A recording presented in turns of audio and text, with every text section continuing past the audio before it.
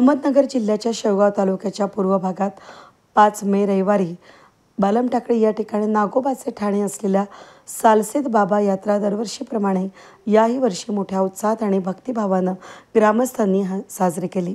यामध्ये नामांकित मल्लांनी मोठी गर्दी केल्यानं यात्रेला मोठं स्वरूप आलं होतं।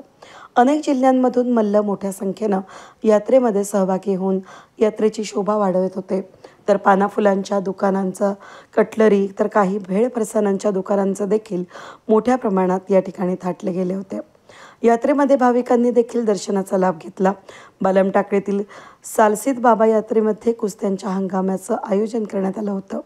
बीड, औरंगाबाद, जालना, पुणे, नगर जिल्ह्यातून मल्ल मोठ्या संख्येनं या यात्रेमध्ये हजर राहिले होते। यात्रेमध्ये 100 रुपयांपासून तर 5,000पर्यंत मल्लांच्या कुस्त्या लावण्यात आल्या। विशेष म्हणजे या यात्रेमध्ये महिला पटूंनी देखील हजेरी लावली। या यात्रेमध्ये पंच म्हणून तंटामुक्तीचे अध्यक्ष कासम मामा शेख, विक्रम बारवकर, रमेश टोके, दादासाहेब लोणकर, परमेश्वर शिंदे, बंडू सांगळे, दिलीप भोंगळे यांसह ग्रामस्थ मोठ्या संख्येनं उपस्थित होते।